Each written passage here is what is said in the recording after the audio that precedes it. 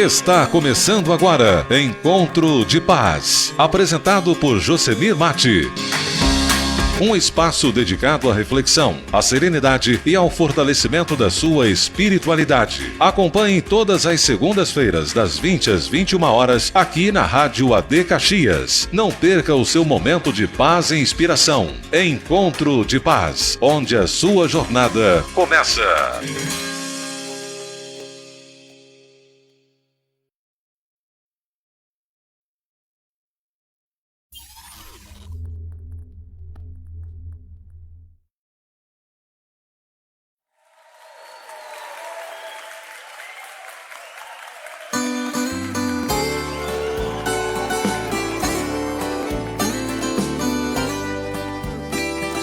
Foi por nós que ele morreu. E ele tá aqui dizendo assim pra você, olha. Sabe, filho, quero falar com você. Tenho visto teu lamento, tua dor. Você diz, Senhor, não vou suportar, pois a luta é tão grande e estou quase a desanimar. Olha, filho, tu já leste minha história, que eu deixei um trono de glória pra morrer por ti. Lá na rua central de Jerusalém, cada passo que eu dava, a marca do meu sangue ficava também. Uma coroa de espinhos me colocaram e com cravos pontiagudos naquela cruz me pregaram. Uma lança afiada me transpassou nessa hora de agonia, até o meu pai desamparou.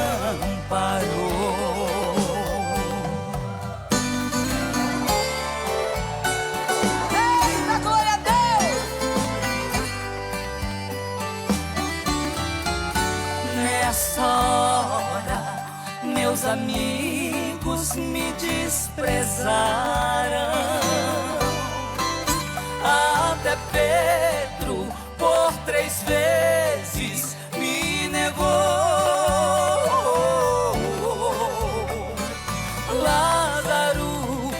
Amigo que ressuscitei, procurei com os meus olhos, mas também não avistei.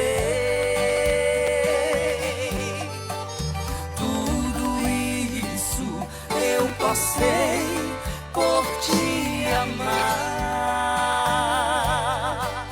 pra que hoje eu pudesse te entender.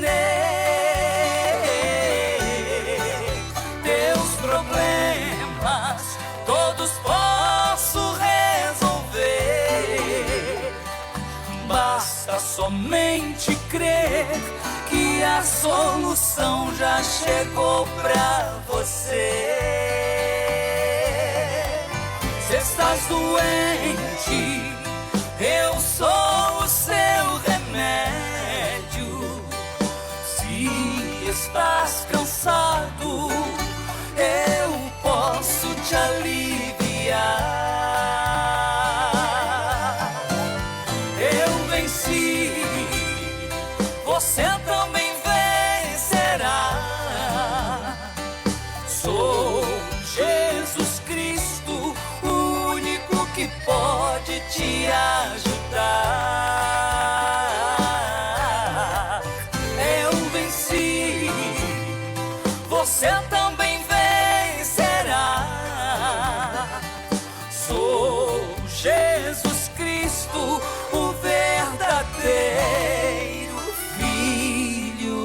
deu.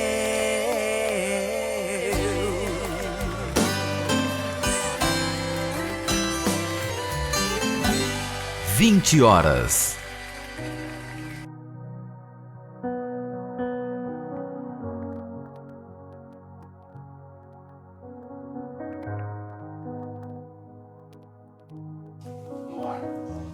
Muito bem, amados irmãos, amigos, ouvintes da AD Caxias do Sul, estamos iniciando nessa noite mais uma linda e abençoada programação, um encontro de paz.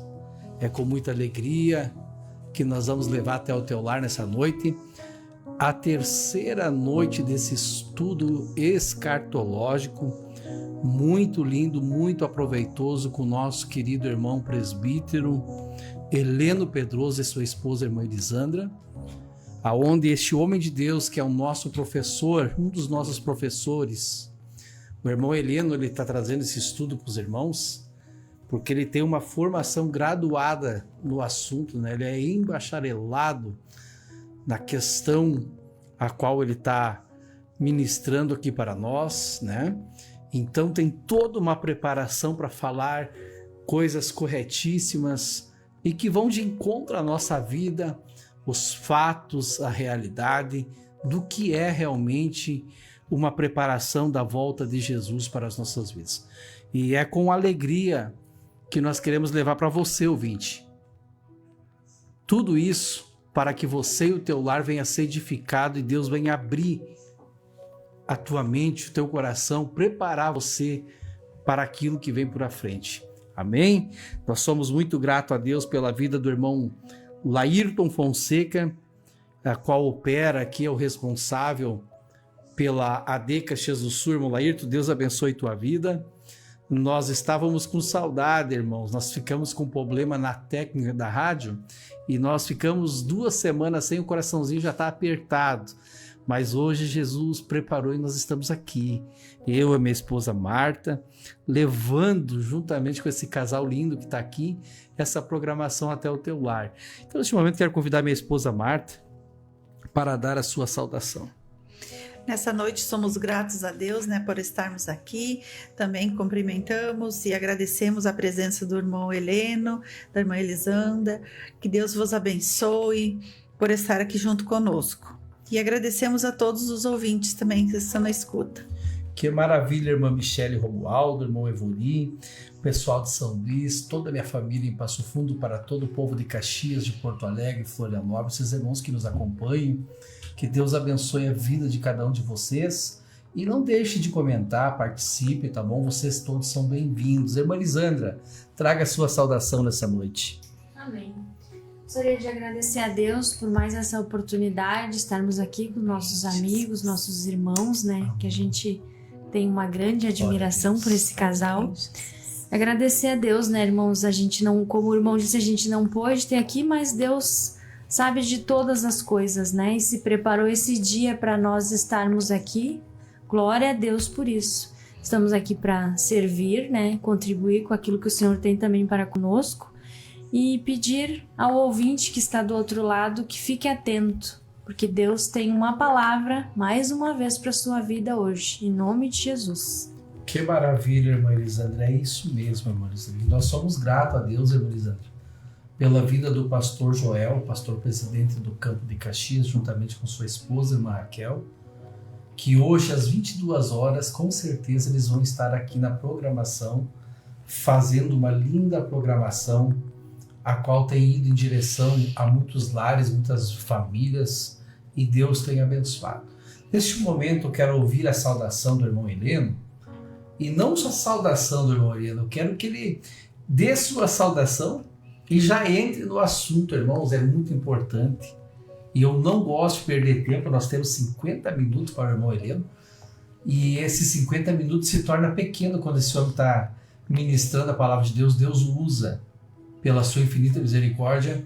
São poucos os homens que têm o dom a qual Deus deu ao Heleno. Então, você que está no outro lado nessa noite escutando o AD Caxias do Sul, é um privilegiado. Vai escutar uma linda mensagem e Deus vai edificar a muitas vidas e lares. Irmão Heleno. A paz do Senhor, evangelista Josemir, para nós é uma alegria mais uma vez estarmos aqui com o amado irmão, nossa irmã Marta, a minha esposa, que uma vez mais me acompanha, nosso querido irmão Ayrton, que nos acompanha também na técnica. Gratidão nossa a Deus por essa oportunidade de estarmos aqui para servirmos. Somos todos discípulos do Mestre e estamos aqui para dar nossa parcela de contribuição dentro daquilo que a graça de Deus nos permitiu. O Senhor nos permitiu retornar a essa programação, nós somos agradecidos a Ele por isso, e nos permitiu retornar com essa temática, o estudo da doutrina das últimas coisas, a doutrina da escatologia, como nós costumamos assim falar. Para que não fique das minhas palavras apenas, eu gostaria de ler um versículo da Palavra de Deus, 2 versículos para ser mais preciso, no livro da Revelação, ou livro do Apocalipse, capítulo 1, os versículos 7 e 8 da Palavra de Deus, dando continuidade assim a esse assunto que nós já vimos tratando nas segundas-feiras passadas, porque ficamos duas segundas-feiras aí off, como o irmão Josemir muito bem justificou para nossos irmãos ouvintes e espectadores, mas anteriormente estávamos tratando justamente dessa temática da escatologia, especificamente do período tribulacional.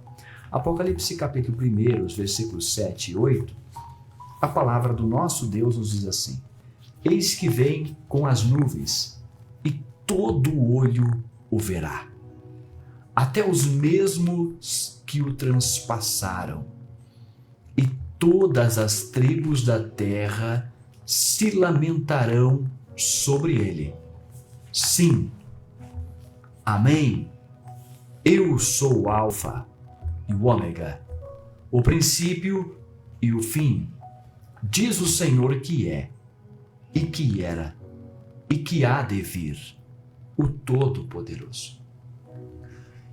Creio que vale a pena nós fazermos uma revisão do tema que trabalhamos nas últimas segundas-feiras, e eu estava comentando com os irmãos, o gráfico que o nosso irmão Ayrton já coloca em tela para nós. Estamos vivendo o tempo que se chama hoje, esperamos o próximo evento escatológico, o arrebatamento da igreja, onde teremos aí uma divisão.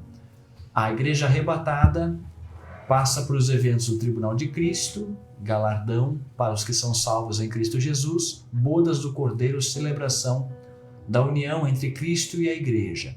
Enquanto isso, a terra fica mergulhada no período tribulacional, o período mais terrível da história da humanidade. Este período tem a duração de 7 anos, divididos em 2 períodos de 3 anos e meio. No final desse período nós temos uma batalha terrível, Batalha do Armagedon. Batalha essa que é colocada a fim com o aparecimento glorioso do Senhor Jesus Cristo, inaugurando na sequência o milênio de paz, ou reino milenial de Cristo sobre a terra. Este reino milenial dura por, naturalmente, 1000 anos. Depois nós temos a última revolta de Satanás, juízo final e então o estado eterno, de bem-aventurança para os salvos e de condenação eterna para os perdidos. Na última quarta-feira que aqui estivemos, nós demos um zoom, por assim dizer, neste período tribulacional, destacando essa divisão entre tribulação e grande tribulação, os 2 períodos de 3 anos e meio, e chegamos no estudo até a metade do período, tratando sobre a abertura dos selos apocalípticos. Eu disse aos irmãos que este período tribulacional começa com a aliança do anticristo, que é assinada tanto com Israel quanto com muitos, e que na metade deste período nós temos a instauração da abominação desoladora, que é quando esse anticristo tenta aparecer-se Deus, ser adorado como Deus, e acontece então o rompimento da aliança com Israel. Da metade para o fim deste período tribulacional, que para fins de estudo nós chamamos de a grande tribulação, porque as calamidades que acontecem no período chamado de tribulação nessa segunda parte do período, se agravam, por isso chamado grande tribulação. Ou seja, a regra é, aquilo que era ruim, agora vai se tornar pior. Se nós tratamos na última quarta-feira que aqui ministramos sobre os selos, a abertura dos selos apocalípticos, o foco do nosso estudo de hoje é naturalmente as trombetas e taças. Eu disse aos irmãos que os selos do Apocalipse é como uma retirada de proteção. Deus retira uma proteção e a maldade humana aflora. Nós vimos na última quarta-feira que o primeiro selo, Apocalipse 6:2, é quando Deus retira a proteção da presença da igreja aqui na terra e então manifesta-se o cavaleiro do cavalo branco, o anticristo. E ele começa então ganhando notoriedade neste período. Depois do segundo selo, Apocalipse 6:13-4, nós temos a passagem do cavalo vermelho, que é a paz não efetiva, a falsa paz ou a retirada da paz na terra. Os homens matar-se-ão uns aos outros. O terceiro selo, Apocalipse 6:5-6, nós temos a passagem então do cavalo preto, que é a instauração de crise e fome nunca vistas na face da terra. O quarto selo, passagem do cavalo amarelo, Apocalipse 6:7-8, 1/4 da população da terra morrerá por peste, por guerras, por fome. A abertura do quinto selo, Apocalipse 6, de 9-11, nós temos o registro de que já há mártires na glória. O anticristo, o pretenso pacifista, já encampa uma campanha de perseguição àqueles que amam a fé cristã e que a defendem. Por isso já há mártires na glória.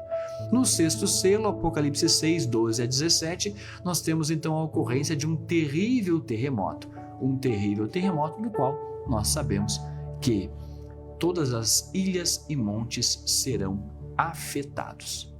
Bem, o que nós podemos dizer? Qual é o saldo então deste período? O saldo deste período é um cenário de pós-guerra. A sociedade tem os seus pilares abalados, nós temos uma escassez de alimentos, as instituições estão descredibilizadas, as moedas estão desvalorizadas, os governos estão esvaziados de poder e o único líder em franca ascensão é justamente o anticristo. Este anticristo, que como está em tela para nós, do grego Therion, a besta, é assim chamado na Bíblia Sagrada, porque essa identidade de a besta, Therion, do grego, significa literalmente um animal feroz e indomável. Este homem vem segundo a eficácia do diabo, segundo Tessalonicenses capítulo 2, versículo 9. De acordo com Daniel 11:36, ele é um líder político extremamente bem-sucedido. Ainda Daniel capítulo 11, versículo 37, a Bíblia vai nos dizer que ele não terá respeito aos deuses de seus pais, nem terá respeito ao amor das mulheres, nem a qualquer Deus, porque sobretudo se engrandecerá. Daniel 11:37. Alguns mais afoitos olham para esse versículo e concluem que o anticristo será um homossexual, porque ele não terá respeito ao amor das mulheres. Na verdade, a ênfase aqui é que ele será um homem não seduzível ou não facilmente seduzível. Ele desprezará o amor das mulheres. Ele não permitirá ser seduzido para perder algum controle, algum poder. Por isso que ele é o Therion, a besta. Agora, qual é a identidade deste anticristo? Hoje em dia há muita especulação em torno desse nome, Quem seria ele? Há quem diga que esse homem ele já está entre nós, é uma possibilidade, porque se acreditamos que Cristo vem a qualquer momento, há uma grande chance de que ele já esteja em atuação, em atividade em nossos dias. Mas nós sabemos quem ele é? Podemos dizer quem ele é? Alguns nomes, por exemplo, têm sido aventados. Por exemplo, esse rapaz aí, Emmanuel Macron. O nome de Emmanuel, Deus conosco, a presença dele no antigo continente europeu, hoje como líder maior do Estado francês, tem trazido, né, algumas especulações em torno deste nome. Poderia ser um possível anticristo. Já vasculharam a origem dele e acharam lá uma descendência judaica, para mostrar que realmente ele tem alguns predicados para ser considerado um possível anticristo. Outro que tem ganhado também uma grande notoriedade é esse rapaz aí, ó, Jared Kushner. Esse é o genro do Trump. Esse rapaz, ele tem muitos predicados que tornam ele hoje um possível candidato para muitos. Por exemplo, os avós dele são judeus, ele pratica o judaísmo, ele é um diplomata, né, um embaixador da paz no mundo, intermediou alguns acordos de paz, inclusive entre Israel e Hamas. Ele está sempre às sombras de Trump e posa como um pacifista, como um grande articulador político. Mas nenhum desses nomes, que seriam, vamos dizer assim, os mais fortes candidatos, nós podemos admitir que sejam o anticristo. Por quê? Porque lhes faltam, exatamente, lhe faltam características bíblicas para mostrar que eles são o anticristo. A Bíblia não nos diz quem ele é, mas a Bíblia nos dá algumas características que nós podemos entender que esses aí não se enquadram. Bom, Apocalipse 6:2 nos diz que ele vai ser um pretenso pacifista. Ok, os dois poderiam até chegar a essa conclusão. Daniel capítulo 9, versículo 26 diz que ele vem do Império Romano, ele vem do povo que destruiu Jerusalém. Quem destruiu Jerusalém foram os romanos. Então aí nós já tiramos o genro do Trump de fora, já cortamos o genro do Trump, porque ele nasceu em Nova Jersey, Estados Unidos. Então ele não vem do antigo Império Romano, não tem como forçar essa interpretação. Macron até vem do antigo Império Romano, embora venha da França e não da Itália, que seria a capital, né, do Império Romano antigo. Ele é um gestor de fortunas, Daniel 11:38, um capitalista que reparte a terra por preço, Daniel 11:39. Ele começa pequeno, ambos poderiam ter essa característica, mas ele derruba 3 fortes logo no início da sua carreira, Daniel 7:8 e Daniel 7:24. Ele forma uma confederação de nações, 10 nações, 10 forças, para ser mais preciso, e com essas 10 forças, 10 nações, ele constrói a sua plataforma com a qual ele se lança ao domínio do mundo, Daniel 7:25, Apocalipse 13. Naturalmente, para ser a personalidade que ele é e alcançar o objetivo que ele deseja, ele precisa ser de origem judaica. E aí nós temos que cortar o Emmanuel Macron também, porque o Emmanuel Macron já tem diverso histórico de antissemitismo, né, de discursos antissemitistas, mais aliados às pautas, né, identitárias. Então não tem como ser eles. O que eu posso dizer é que não são eles. Agora, quem é ele? Não sabemos e, para ser bem sincero, não queremos saber. Porque nós não estaremos aqui para identificar quem vai ser ele. Quem vai estar aqui para conhecer o anticristo será será aqueles que não fazem parte da igreja glorificada. Então não é o nosso interesse conhecer quem é ele. Não é o nosso interesse especular quem será um possível anticristo. Em cada fase da história da igreja sempre teve fortes candidatos a anticristo. Em toda a história da igreja sempre teve. Por quê? Porque parece que Satanás deixa sempre um de reserva, ele não conhece o tempo. Ele não sabe qual é o tempo em que Cristo há de vir. Só Deus sabe disso. Nem nós sabemos disso, não nos foi revelado. Porque Cristo propositadamente quis que nós vivêssemos sobre a intensa expectativa do seu retorno. Então Satanás sempre tem alguém de reserva para exercer este papel.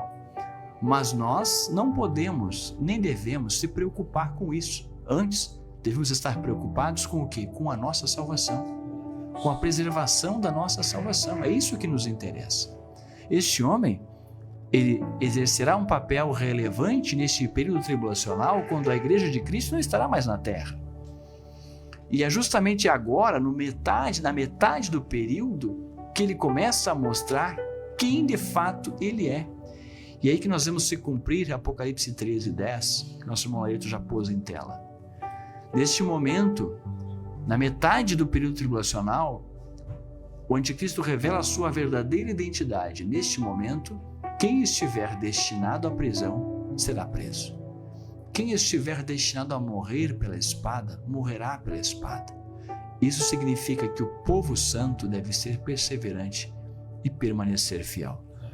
O que leva uma pessoa que começou a sua carreira como um pretenso pacifista, como um agregador, como um diplomata, como um embaixador da paz, como alguém que posa de boa pinta, de um homem agradável, agregador, agora mudar o seu perfil da metade para o fim e se tornar um déspota, um tirano, um ditador? Nessa metade do período tribulacional acontece uma crise. Apocalipse 13, 3, 4 e 5 nos fala sobre essa crise. Acontece um atentado, ou tentativa de atentado, ou talvez uma simulação de atentado, não sabemos o que. Mas o fato é que a besta é ferida de morte. E diz a Bíblia que essa chaga mortal lhe é curada. E ao ser curada, versículo 4, a terra identifica como isso sendo um milagre. E é justamente neste momento em que ele aproveita para requerer a adoração mundial. Versículo 5 diz que ele enche a sua boca de blasfêmias, também relatado em Daniel 11:36. O versículo 6 nos diz que ele passa a fazer guerra aos santos, aqueles que não se submetem à sua imposição de culto à sua própria pessoa. Daniel 7:21 também nos fala disso. E Apocalipse 13:10 nos mostra que ele passa a exercer este poder autoritário. É justamente neste período, na metade deste período, que ele ganha a sua maior projeção mundial. O versículo 7 nos diz que todo o poder de povos, línguas e tribos, ele é entregue, pelo menos do ponto de vista formal, porque na verdade ele sempre haverá focos de resistência, sempre enfrentará focos de resistência. Este homem, justamente neste período em que ele começa a exercer este domínio formal de uma forma mais ampla e que ele passa a exigir adoração a si mesmo, é quando o profeta Daniel nos fala da instauração da abominação desoladora. 2 Tessalonicenses capítulo 2, versículo 4 nos diz que ele se opõe e se levanta contra tudo que se chama Deus ou se adora, de sorte que se assentará como Deus no templo de Deus, querendo parecer Deus. Olha, que crise, que situação terrível o mundo estará nesse momento. Aqueles que aqui ficarem e que perderem, por assim dizer, o arrebatamento da igreja, terão praticamente as duas opções: ou submeter-se à adoração deste déspota tirano à força e com isso negociar e perder a sua salvação eterna, ou expor-se ao risco da condenação até a morte para salvar a própria vida. Cumprir-se-á literalmente as palavras de Cristo, que diz que aquele que procurar salvar-se a vida, perdê-la-á, mas aquele que perder a sua vida por amor de mim, acha-la. Será um período terrível. Mas e o céu? Enquanto a terra está mergulhada neste caos, o céu, o que acontece? O céu está inerte a tudo isso? Não, evidentemente que o céu não está inerte. E aí nós temos a abertura do sétimo selo. E havendo aberto o sétimo selo, Apocalipse 8:1, fez-se silêncio no céu, quase por meia hora. Apocalipse 8:2 vai nos dizer: e vi os 7 anjos que estavam diante de Deus, e foram-lhes dadas 7 trombetas. Com a abertura dos 7 selos, nós temos então o início das 7 trombetas. Enquanto os 7 selos eram uma retirada de proteção e Deus permitia que a maldade humana se aflorasse, nas trombetas, a figura das trombetas nós temos um anúncio, um aviso de que algo irá acontecer. Isso pode ser provocado por Deus ou até pelo próprio ser humano. Depois nós teremos as taças. As taças é uma ação direta divina de castigo aos rebeldes. Portanto, essas são as diferenças entre selos, trombetas e taças. Os selos nós entendemos, embora na doutrina da escatologia nós não devemos procurar precisão cronológica, mas há uma grande e forte evidência de que os selos, a abertura desses selos se dão justamente até a metade do período da tribulação. Do meio para o fim nós temos as trombetas. E as taças num curto espaço de tempo no final da grande tribulação. Por quê? Porque se as taças durassem muito tempo, nenhuma carne se salvaria. O próprio Senhor Jesus Cristo disse isso. Se aqueles dias não fossem abreviados, nenhuma carne se sobreviveria. Então, hoje estudamos um pouco sobre as 7 trombetas.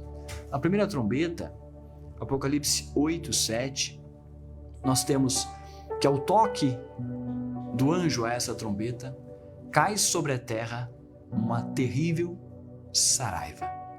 Uma saraiva misturada com fogo e sangue. Mas não cai sobre toda a terra, mas sobre a terça parte da terra. A terça parte da terra é devastada e morre a terça parte da flora terrestre. A terça parte das árvores são queimadas com essa saraiva terrível que é caída na primeira trombeta. Na segunda trombeta, Apocalipse, capítulo 8, versículos 8 a 9, João vê como uma montanha em chamas ser lançada sobre o mar. Ora, João não tinha conhecimento astronômico como nós nos nossos dias. João não tinha o conhecimento que nós temos hoje em dia de armas químicas, nucleares, biológicas. João lança a mão da linguagem que lhe está acessível. Ele vê algo, uma coisa sendo lançada sobre o mar. Ele diz, era uma montanha em chamas. Ele sabe que é uma coisa grande, então ele diz, olha, era um negócio grande, era uma montanha, estava em chamas. Pode ser um meteoro, um fragmento de asteroide, pode ser uma bomba, seja lá o que for, mas ele está lançando mão da linguagem que lhe está disponível. Por isso ele diz, uma montanha em chamas. O que importa para nós, para entender o texto bíblico, é que o resultado que esta praga provoca, a terça parte do mar se torna em sangue, ou seja, morre a terça parte da vida marinha. A terça parte das naus também são destruídas. É um cataclisma terrível ao tocar dessa segunda trombeta. Na terceira trombeta, Apocalipse, capítulo 8, versículos 10 e 11, João vê uma estrela cair do céu. E aí os astrônomos dos nossos dias vão dizer, olha, como uma estrela, um corpo terrestre muito maior que a Terra, vai cair sobre a Terra. De novo, João está usando a linguagem que lhe está disponível. João via, nos seus dias, com certeza ele viu a ocorrência daquele fenômeno que nós conhecemos popularmente como estrela cadente. Que hoje sabemos que pode ser um fragmento de lixo espacial, pode ser um fragmento de um corpo celeste, pode ser um meteorito, pode ser um meteoro, enfim. Nós sabemos que hoje não é uma estrela propriamente dita que está caindo sobre a Terra, mas ele usa a linguagem que lhe está disponível. Se ele não fizesse assim, seria um erro de anacronismo. Quando um texto que diz que foi publicado em um determinado período usa a linguagem de outro período. A Bíblia não tem esse tipo de erro, de anacronismo. A Bíblia é muito precisa, por isso João lança a mão da linguagem que lhe está disponível. O que é importante nós sabermos dessa queda dessa estrela absinto na terceira trombeta é o resultado que ela produz. 1/3 dos rios é contaminado. Perde-se 1/3 das fontes de água potável do planeta. Imagina o caos que isso provoca. Se já estava um caos na abertura dos selos, agora nas trombetas esse caos ele é agravado. Ele é agravado intensamente. E então nós vemos o tocar da quarta trombeta. E quando a quarta trombeta soar, um apagão, ainda sem proporções, assolará a terra. Diz João que a terça parte do sol, a terça parte da lua e das estrelas não oferecerão seu brilho. As trevas dominarão a terra, a noite e 1/3 do dia. Isso nos fala, sem dúvida, de uma sobrecarga de todo o sistema energético mundial. Você imagina se houvesse um apagão hoje que atingisse 1/3 da face da Terra. Pensa em quantos trens desgovernados, quantos elevadores em pane, quantas torres de controle sem comunicação, quantas redes lógicas afetadas, quantos servidores em stand-by. Terrível! É um apagão que assola 1/3 da Terra. Mas não é tudo. Acontece o soar da quinta trombeta. Apocalipse 9, versículos 1 a 12. E quando essa quinta trombeta soar, algo terrível irá acontecer. Um anjo forte destrancará o fosso do abismo. E de lá subirão uma nuvem de gafanhotos. Mas não é gafanhotos esses que comem plantações, não, nada disso. Até houve há pouco tempo uma nuvem de gafanhoto que assolou a Argentina, o Rio Grande do Sul. O pessoal dizia que era o Apocalipse, né? Nada, uma falta de conhecimento bíblico terrível. Esses gafanhotos do Apocalipse são demônios. São demônios atormentadores que serão permitidos assolarem a humanidade com um tormento terrível e até agora inédito.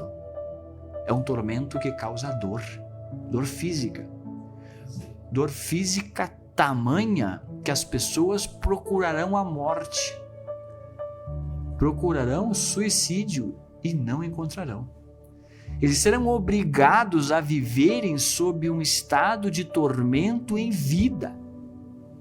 Terrível. Apocalipse 9, 5 e 6 fala disso. É um tormento que dói, mas não mata. E este tormento durará pelo menos 5 meses. 5 meses com esse tormento. Esse é o soar da quinta trombeta. Na sequência, nós temos o soar da sexta trombeta. 4 demônios presos junto ao Eufrates são liberados.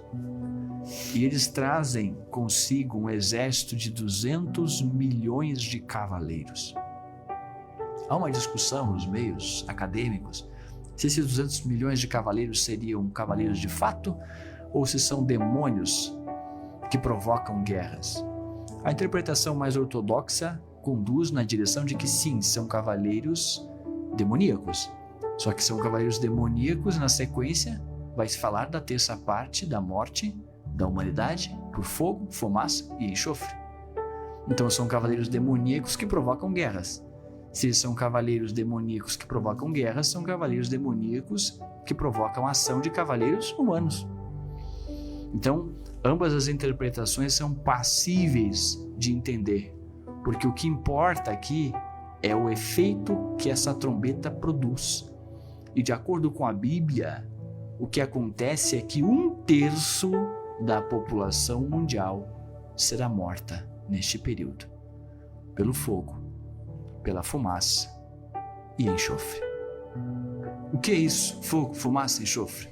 De novo, João está lançando mão da interpretação e da linguagem que lhe está disponível. Ele não poderia dizer, haverá armas nucleares. Não existia no seu tempo. Como é que ele vai dizer isso? Então ele diz aquilo que ele vê. Ele vê fumaça, ele vê fogo, ele vê enxofre. Mas nós poderíamos contextualizar para nossos dias como armas químicas, nucleares e biológicas. Uma guerra de tais proporções que 1/3 da população mundial viesse ao óbito por causa desta praga, dessa calamidade, nós poderíamos colocar como uma verdadeira guerra mundial, uma guerra de proporções mundiais. Arredondando o cálculo, se nós considerássemos que neste momento houvesse 9 bilhões de pessoas, 9 bilhões de pessoas. Hoje já acredita-se que temos mais do que isso, mas vamos só para arredondar o cálculo. Seria o equivalente de se perder 3 bilhões de pessoas num conflito mundial? Terrível, irmãos, terrível. Nem nas piores guerras, nos piores morticínios, nos piores genocídios a gente viu algo parecido com isso. Mas esse é o retrato do Apocalipse. E o que é mais chocante é que Apocalipse 9, 20 a 21 diz que mesmo após todas essas trombetas, os homens recusam-se a arrepender-se. A rebeldia é tamanha dessa humanidade de coração endurecido deste período tribulacional, que os homens ainda se afundam em pecados e blasfêmias e recusam a arrepender-se. E então, nós temos o soar da 7ª trombeta. E quando a 7ª trombeta soa, a Bíblia fala que há regozijo no céu. Ora, por que há regozijo no céu? Em primeiro lugar, vale aqui a máxima: quanto mais perto do começo, mais perto do fim também. Então, essa trombeta, a 7ª trombeta, anuncia a chegada das taças. E as taças é a última calamidade a ser derramada sobre a terra. Então, se está chegando as taças, está chegando também o fim da tribulação. Então, há regozijo no céu, porque a grande tribulação está chegando ao fim. Mas há regozijo no céu por outro motivo, de acordo com o texto sagrado. Porque chegou o momento de Deus galardoar aos mártires, aqueles que deram a vida nesse período tribulacional por amor à fé em Cristo Jesus. Então há regozijo no céu também por eles. Mas há regozijo no céu por um terceiro motivo que para nós pode soar um pouco estranho. E está no versículo 18 do capítulo 11. Há regozijo no céu porque chegou o tempo de Deus destruir aqueles que destruíam a terra. Porque no céu, quando Deus exerce a sua justiça e a sua vingança, também é motivo de regozijo. Porque quando Deus, que é um Deus de amor, mas também é um Deus de justiça, ele exerce a sua justiça e a sua vingança, ele está refletindo o seu caráter justo, santo e puro. E a sua justiça exige que ele requeira uma retratação, uma reparação, um castigo aos rebeldes. Então o castigo aos rebeldes também é motivo de louvor no céu. Nós costumamos, até por uma questão do politicamente correto, que é muito forte em nossos dias, pintarmos um Deus de amor. E o nosso Deus é um Deus de amor. Nós gostamos de falar sobre um Deus de misericórdia. E o nosso Deus é um Deus de misericórdia. Nós amamos falar da graça divina e ela é maravilhosa. E o nosso Deus é um Deus de toda a graça. E nós amamos falar de um Deus que ele é tolerante, que ele é compreensivo, que ele é compassivo, que ele é longânimo em se irar, que ele é perdoador. E tudo isso é verdade. Mas o que nós não podemos esquecer é que o caráter divino ele é perfeito. E ele é perfeitamente algo autorregulável. Em Deus não há cisão, em Deus não há parcialidade. O mesmo Deus que abraça o caído é o mesmo que diz, vai-te e não peques mais. O mesmo Deus que perdoa o arrependido é o mesmo Deus que castiga o impenitente. Porque aquele que se arrepende alcança a misericórdia, Mas aquele que não se arrepende testa a medida da paciência divina, atrairá sobre si não a graça, mas a ira divina. E quando Deus derrama sobre esse impenitente, rebelde, pecador a sua ira, o céu, que compreende Deus em sua natureza, se regozija. Porque Deus está mostrando o seu caráter. Nós precisamos compreender a Deus e ensinar sobre Deus na medida exata do seu caráter. Ele é santo, ele é justo, ele é bom, mas ele também é justo, ele também é um Deus de vingança. Ele disse: minha é a vingança. Ele é um Deus que castiga, sim, o impenitente. Precisamos mostrar a Deus como de fato ele é. Por isso no céu há regozijo quando os juízos de Deus também se derramam. E é isso que nós vemos no Apocalipse 15, versículo 1. E vi outro grande e admirável sinal no céu: 7 anjos que tinham as 7 últimas pragas, porque nelas é consumada a ira de Deus. Agora não estamos falando mais de selos que são retiradas da proteção divina. Não estamos falando mais de trombetas, de avisos, mas estamos falando de taças. Taças da ira divina. E quando há taças da ira divina, nós entendemos que há sim uma ação direta divina de castigo aos rebeldes. E a Bíblia fala de 7 taças da ira divina. É como se a ira divina fosse um receptáculo, um recipiente que fosse sendo enchido com o vinho do furor da ira do Deus Todo-Poderoso. A cada pecado, a cada blasfêmia, a cada rebeldia, a cada rebelião da humanidade, uma gota a mais vai sendo posta nessa taça da ira divina e vai sendo guardada. Mas chegará um momento em que essa taça será derramada. E para que essa taça da ira divina seja derramada, de fato, a igreja não pode estar mais aqui.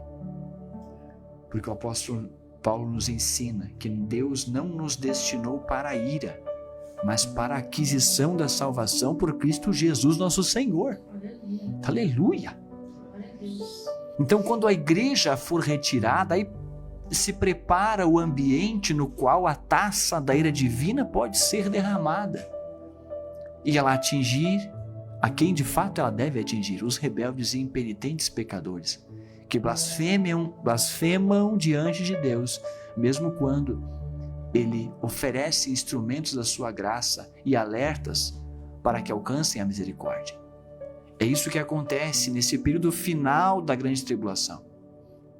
A primeira taça é derramada e chagas malignas brotam nos adoradores da besta.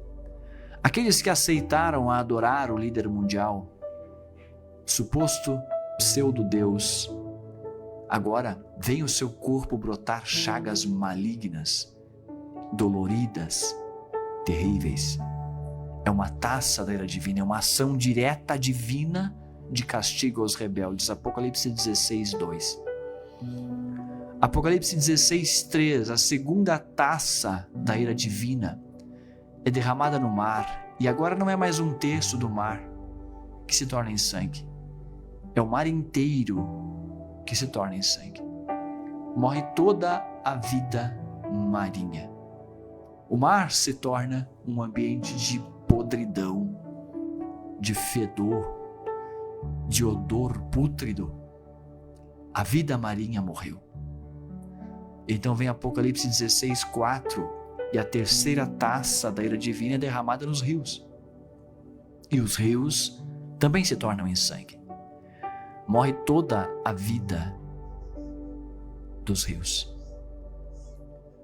A extinção das fontes de água potável. Por isso eu digo que é praticamente impossível que essas taças da ira divina se demorem muito tempo para ser derramadas. Tem que ser num curto espaço de tempo. Jesus disse isso. Se aqueles dias não fossem abreviados, nenhuma casa se salvaria. Quantos dias um ser humano sobrevive sem água?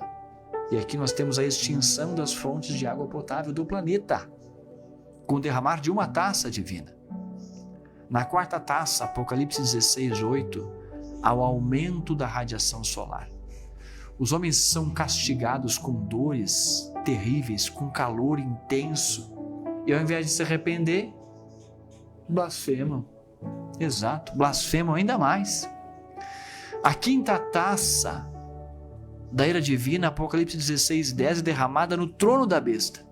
E aquilo que era ruim se torna ainda mais tenebroso. A besta começa a castigar os seus próprios súditos com castigos e torturas. A sexta taça da ira divina, Apocalipse 16:12, é derramada no Eufrates. E então nós temos o secamento total do rio Eufrates. Para quê?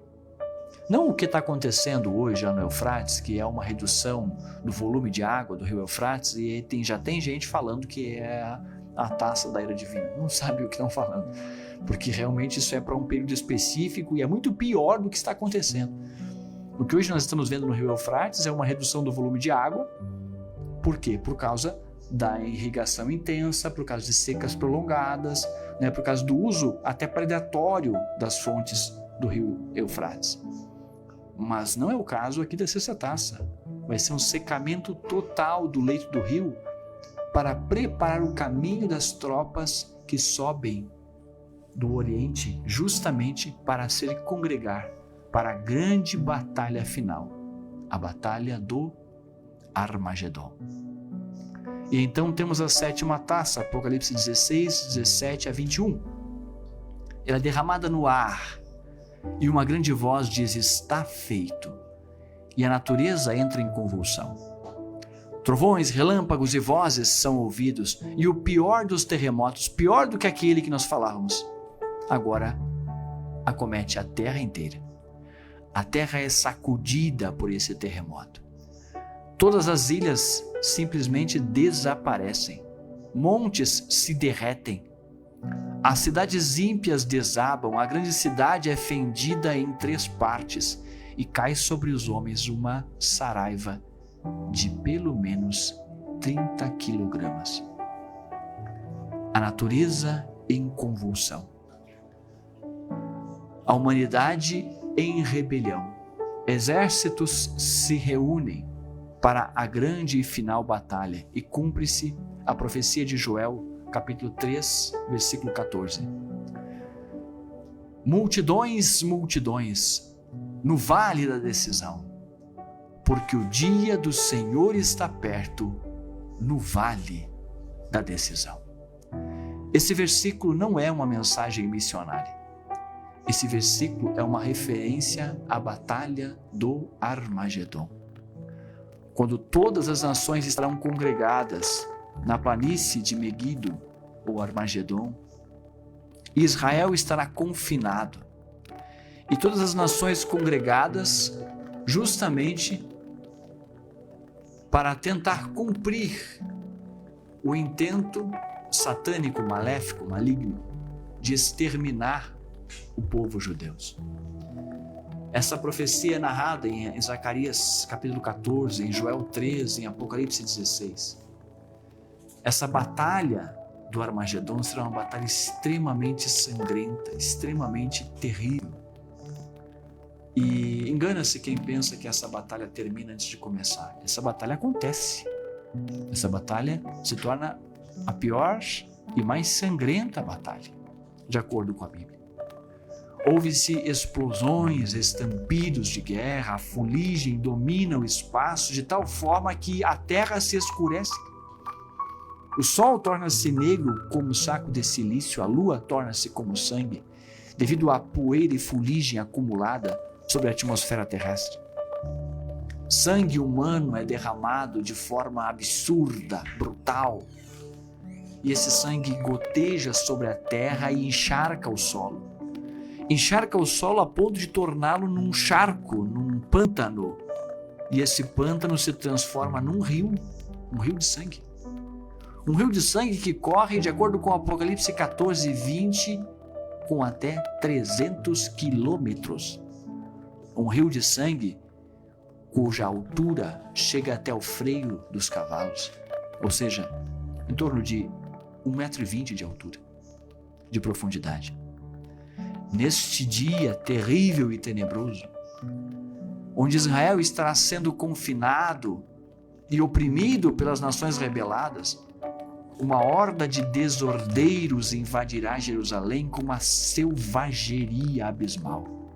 Metade da cidade será morta. Mulheres serão violentadas, as casas serão arrombadas. 2/3 dos israelitas morrerão nesse dia, ou pelo menos nesta guerra. 1/3 que passará nessa peneira, que sobreviverá a essa terrível batalha, cumprirá as promessas ditas desde o livro de Deuteronômio. No momento de pior angústia, no momento de maior angústia, este povo, Zacarias 13, 8, 9, Romanos 9, 27, Romanos 11, 26, clamará ao Senhor. Aleluia! E quando este remanescente clamar ao Senhor, aquele que eles o transpassaram, o Senhor virá em seu auxílio e em seu socorro. É aí que nós temos o evento majestoso do aparecimento glorioso. É aí que ele vem com as nuvens e todo olho o verá, até os mesmos que os transpassaram. E todas as tribos da terra se lamentarão sobre ele. Sim e amém. No momento terrível em que esse remanescente clamar, o céu se parte em forma de cruz. Um sinal visível e corporal aparece do Filho do Homem. Os seus olhos são como chamas de fogo. Sobre a sua cabeça ele traz diversos diademas. Glória a Deus. Ele tem um nome escrito, que é um nome de mistério, ninguém sabe, só ele mesmo. Mas na sua coxa e na sua veste tem um nome que nós sabemos muito bem. Aleluia! Ali está escrito Rei dos Reis, Senhor dos Senhores. Da sua boca ele sai uma espada aguda para com ela ferir as nações. A sua veste é salpicada de sangue. Por quê? Porque ele mesmo é o que pisa o lagar do vinho, do furor e da ira do Deus, o Todo-Poderoso. Ele vem em manifestação pública e gloriosa. Ele vem com as nuvens e todo olho o verá. Ele vem com a igreja glorificada. Sim, nós estamos com ele. Os exércitos celestiais, a igreja glorificada está lá e segue ele, montadas em cavalos, vestido de vestes talares. Aleluia! Ele vem da mesma forma visível e corporal como ele subiu. E ele desce em direção à Palestina, a sudeste de Jerusalém, mais precisamente no Monte das Oliveiras. Aleluia! Quando ele desce, os seus pés tocam o Monte das Oliveiras, o monte não resiste. Ele se fende ao meio e ali se forma um vale que serve de fuga para o Israel que está acossado pelos inimigos. Os israelitas fogem e ali mesmo eles o recebem. Sim, finalmente, eles o recebem.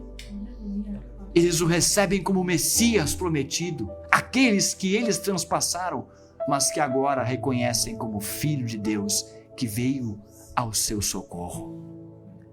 Mas quando eles chegam perto, eles notam algo diferente. Aleluia! Que feridas são essas nas tuas mãos? São as feridas com que fui ferido na casa dos meus amigos, na casa dos meus irmãos. Ele vem, e com o sopro da sua boca ele põe fim aos exércitos rebelados. Anticristo e falso profeta, com um sopro, lança-os direto na condenação eterna, no lago de fogo e enxofre. O diabo será preso. Mais um tempo, 1000 anos de cadeia para ele, no fosso do abismo.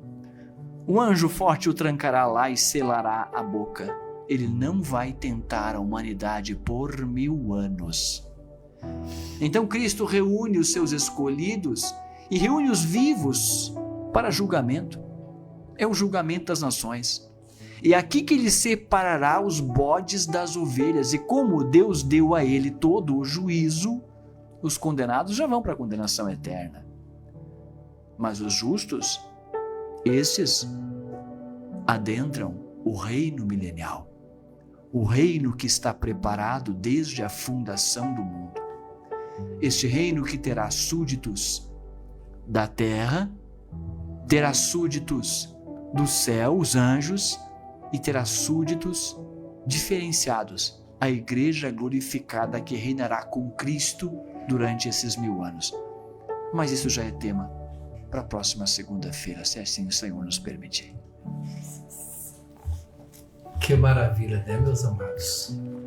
Se nós fôssemos até às 22, com certeza o horário passaria como passou agora. Que bom. Nós aprendemos os mistérios que estão por vir. É maravilhoso, irmãos. Irmão Heleno, nós temos aqui um pedido de oração pela irmã Tere de Los Santos e pelo seu esposo Percival. Eles estão enfermos, casal já de idade avançada, amigos nossos, ouvintes nossos estão escutando, e eles fizeram esse pedido. E eu quero que o irmão faça essa oração. Nós temos aí 1 minuto e meio, 2, e oramos também por todos os demais irmãos, por as famílias, para que Deus, apareceu a irmã Tere lá agora, que Jesus venha visitar essa família. Amém. E todas as outras, irmãos, que lá, quem sabe, lá dentro do seu quarto. Nessa noite, Helena, enquanto tu falava, há uma alegria no coração, uma vontade de se renovar. E eu tenho certeza que lá dentro dos lares, onde está o povo, nos escutando, há esse mesmo desejo.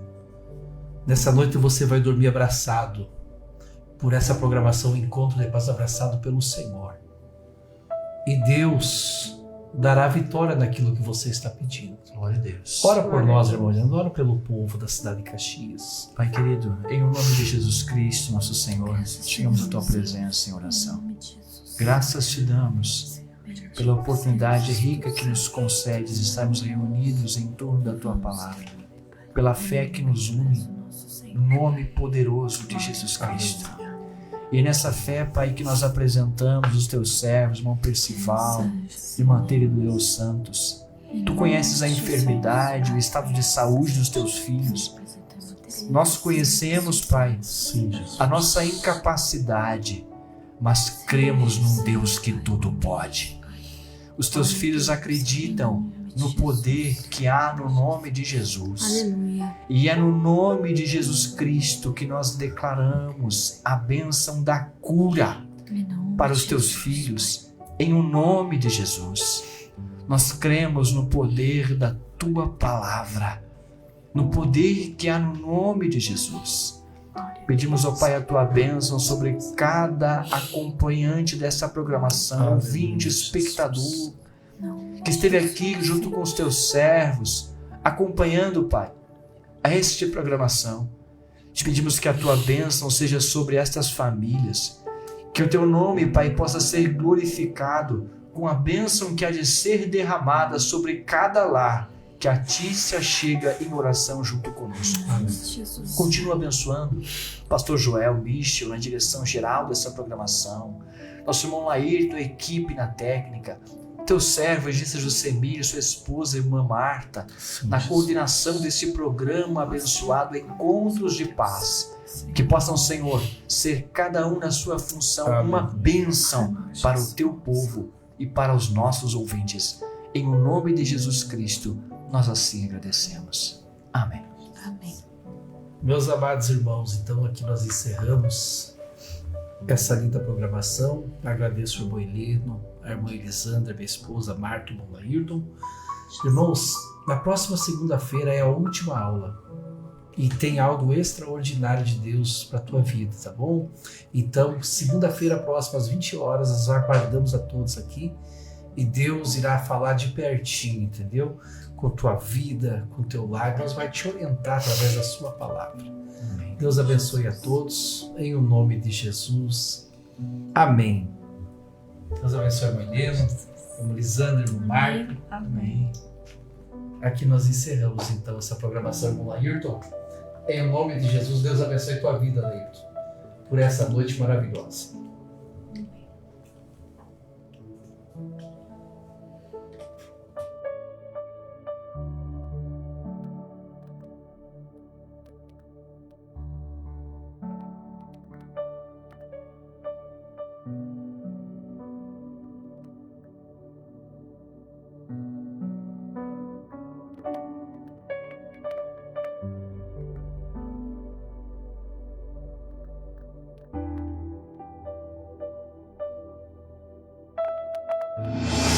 Chegamos ao fim de mais um Encontro de Paz.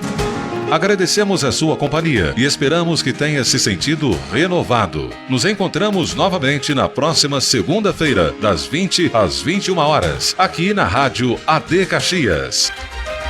Até lá, que a paz e a serenidade estejam sempre com você. Encontro de Paz, sempre no seu coração.